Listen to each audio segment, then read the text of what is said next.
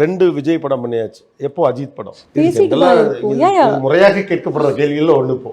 இல்ல அது பேசிட்டு தான் இருக்கும். எப்பவுமே வந்து ஏஜிஎஸை பொறுத்த வரைக்கும் ஸ்டார் டேட்ஸ், கதை, டைரக்டர் எல்லாமே சேர்ந்து வரணும்.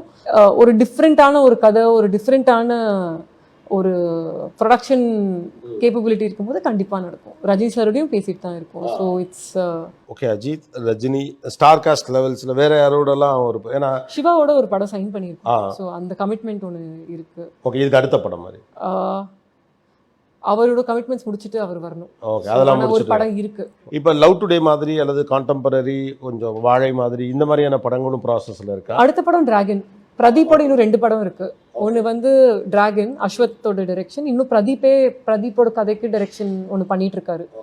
அவர் வந்து செம்ம டேலண்ட்டு அண்ட் ஒரு பயங்கரமான ஒரு டைரக்டர். ஒரு கதை இப்போ கரண்ட் ஜென்ரேஷனுக்கு என்ன தேவைன்றது வந்து தெரியுது.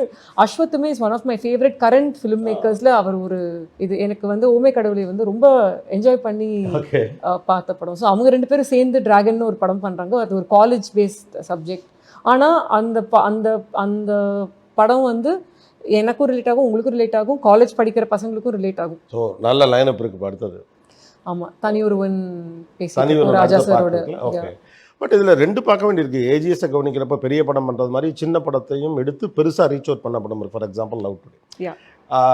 என்ன மாதிரியான படங்கள் இப்போ நீங்கள் உங்கள் பேனர் நான் பார்க்குறப்ப கிரியேட்டிவ் ப்ரொடியூசர் தான் வருது. எனக்கு வந்து ஃப்ரம் ப்ரொடக்ஷன் ஸ்டாண்ட் பாயிண்ட் வந்து கதை கேட்குறது நானும் கேட்பேன், அப்பாவும் கேட்பாங்க. My sister is also now part of this.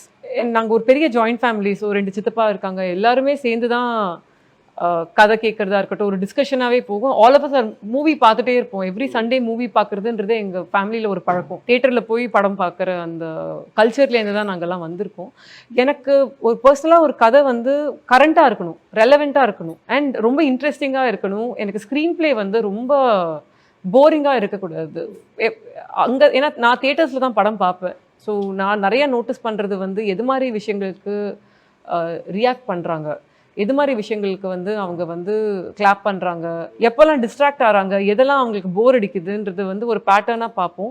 So ஒரு ஸ்க்ரீன் ப்ளே படிக்கும் போது இது இப்போது ரெலவெண்ட்டாக இருக்கா, கரண்ட்டாக இருக்கான்றது தான் பார்க்குறது. அண்ட் எப்போவுமே டிஃப்ரெண்ட் ஸ்டோரிஸ், இன்ட்ரெஸ்டிங் ஸ்டோரிஸ். ஒரு இது மாதிரி நாங்கள் வெறும் பெரிய படங்கள் மட்டும்தான் பண்ணுவோம், கமர்ஷியல் படங்கள் மட்டும்தான் பண்ணுவோன்ற இது இல்லாமல் எல்லா விதமான படங்களும் பண்ணுற ஒரு பிராண்டாக தான் ஏஜிஎஸ் இருக்கணுன்றது தான் எங்களோட ஆசை. பெரிய நடிகர்கள், பெரிய பேனர், பெரிய பணம் அப்படின்னு ஒரு பக்கம் இருக்கிறப்போ பெரிய ப்ரொடியூசர்ஸ் வந்து சிறிய படங்கள் அல்லது நல்ல கதைக்களம் உள்ள யங் டிரெக்டர்ஸ்க்கு ஸ்பேஸ் கொடுக்குறப்ப ஓவராலாக இண்டஸ்ட்ரிக்கு ஒரு பெரிய அட்வான்டேஜ் அது.